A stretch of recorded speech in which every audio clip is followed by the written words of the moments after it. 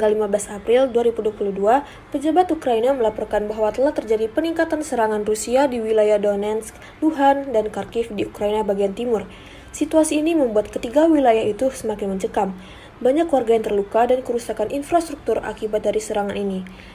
Bahkan Kepala Administrasi Militer Regional Luhansk, Haidai, mengatakan bahwa relawan yang membawa bantuan kemanusiaan untuk penduduk setempat ikut mendapatkan serangan di kota Lysychansk. Lantas, apakah ini merupakan pelanggaran HAM dan kejahatan perang? Dan bagaimana tanggung jawab internasional Indonesia terhadap kasus ini? Untuk itu, mari kita dengar penjelasan berikut. Apa itu tanggung jawab internasional?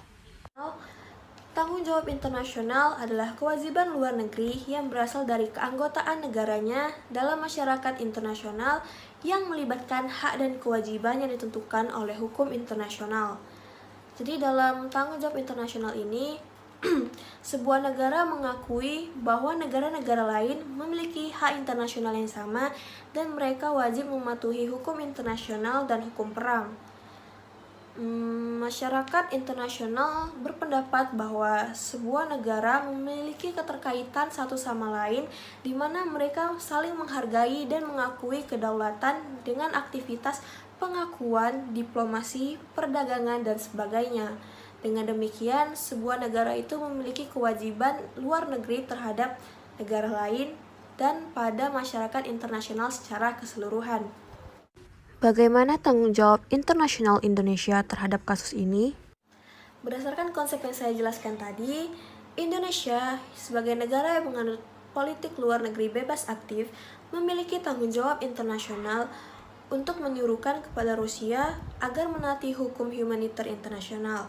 Dan tidak hanya sebatas itu, Indonesia sebagai masyarakat internasional juga harus turut andil dalam menjaga ketertiban dunia dengan menjadi penengah konflik di antara kedua belah pihak. Terlepas dari hubungan diplomatik Indonesia dan Rusia yang berjalan sangat baik, Indonesia harus berani mengatakan bahwa serangan Rusia ke Ukraina itu merupakan suatu tindakan invasi sepihak dan merupakan tindakan yang salah. Untuk itu, Indonesia harus mendukung kedua negara tersebut untuk menyelesaikan konfliknya dengan jalur damai dan menaati hukum humaniter internasional dan piagam PBB tentang integritas teritorial wilayah suatu negara. Dengan demikian, konflik di dua negara tersebut dapat terselesaikan dan perdamaian dunia dapat tercipta. Assalamualaikum warahmatullahi wabarakatuh. Perkenalkan, nama saya Zara Revi Ramadhani, NIM 21050500055. Di sini saya akan menjelaskan sedikit rangkuman saya tentang mengenai video yang dikirim untuk tugas UTS kali ini, yaitu tentang konflik antar dua negara, yaitu Rusia dan Ukraina. Dari apa yang saya tangkap di video sebelah, yaitu judul besarnya menantikan akhir dari dua negara, yaitu Rusia dan Ukraina. Rusia dan Ukraina memasuki babak baru. Presiden Ukraina sekarang dalam posisi yang terjepit karena Presiden Rusia bisa melakukan apapun.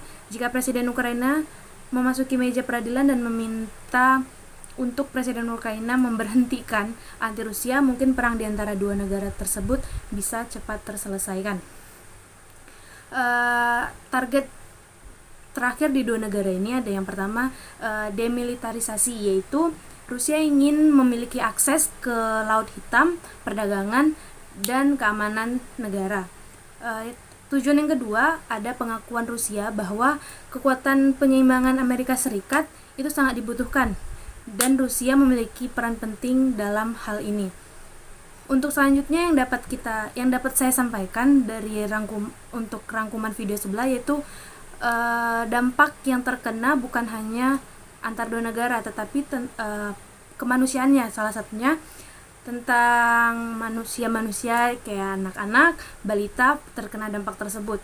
Dan salah satu yang paling terkena dampak tersebut yaitu perekonomian negara. Terima kasih. Assalamualaikum warahmatullahi wabarakatuh. Perkenalkan, nama saya Yuyun Wahyuningsih, NIM 21050500069. Di sini saya akan membahas tentang perang yang terjadi antara Ukraina dan Rusia pada beberapa waktu yang lalu.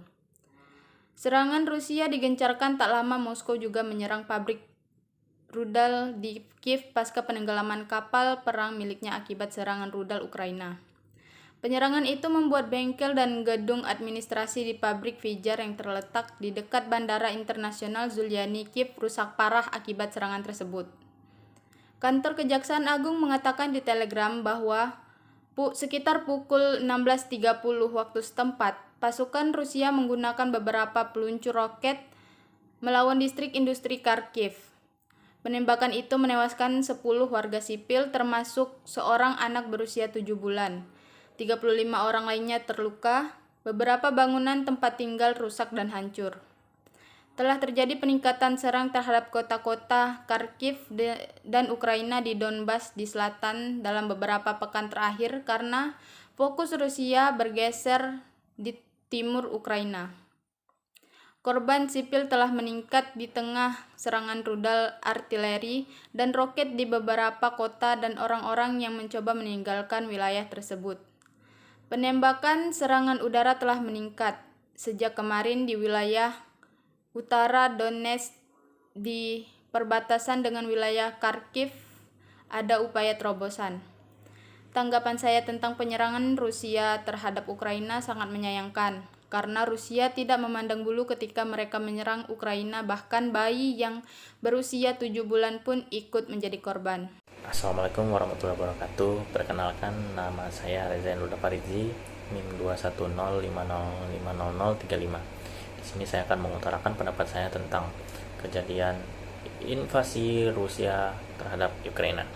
Di sini saya sangat amat menyayangkan apa yang telah Rusia lakukan terhadap pihak Ukraina yang berupa invasi, pelanggaran teritori. Dan saya sangat amat cukup prihatin dengan pihak Ukraina yang sangat dirugikan di sini.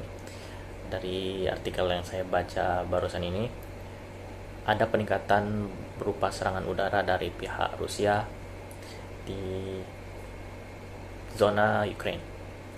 Dan korban ini bukan meliputi orang dewasa saja, namun anak-anak, bahkan juga ada bayi juga di situ. Pihak Rusia juga melakukan serangan yang mengakibatkan sistem pasokan air itu rusak, dan juga mereka menyerang gudang makanan yang dimana manusia butuh. Namanya makanan itu kebutuhan kita juga, jadi mungkin amat sangat disayangkan. Dan infrastruktur pun juga dihantam, dipersulit lagi nih Ukraine. Ya, saya amat sangat prihatin lah dengan kejadian ini, sangat membahayakan keselamatan warga juga. Mungkin itu pendapat dari saya. Sekian, terima kasih. Assalamualaikum warahmatullahi wabarakatuh.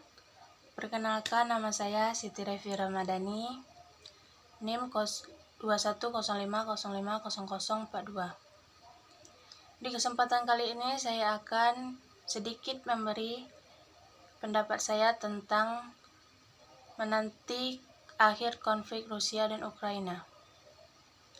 Seperti yang kita ketahui, bahwa saat ini telah terjadi peperangan antara Ukraina dan Rusia.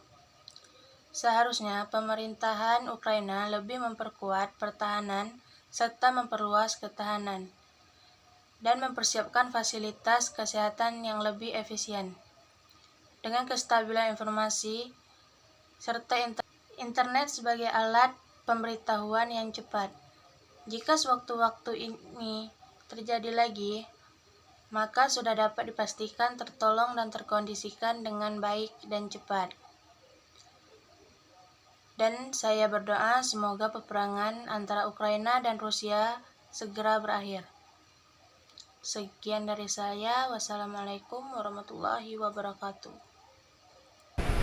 Assalamualaikum warahmatullahi wabarakatuh. Perkenalkan, nama saya Rahmadan Trisya Putra, NIM 21050500003. Menurut pendapat saya, serangan yang dilakukan oleh Rusia terhadap Ukraina tidak dapat dibenarkan dan merupakan tindakan yang salah. Penyerangan yang dilakukan Rusia terhadap 3 kota di Ukraina menyebabkan hancurnya infrastruktur dan banyaknya warga sipil yang menjadi korban dari serangan ini. Melihat dari sudut pandang hukum internasional, tentu hal ini sudah melanggar hukum humaniter internasional, di mana perang ini menyebabkan banyak warga sipil yang terluka dan bahkan relawan yang membawa bantuan kemanusiaan pun ikut terluka. Tentu hal ini melanggar hukum perang. Mungkin itu saja yang dapat kami sampaikan. Terlebih dan terkurangnya mohon maaf. Assalamualaikum warahmatullahi wabarakatuh.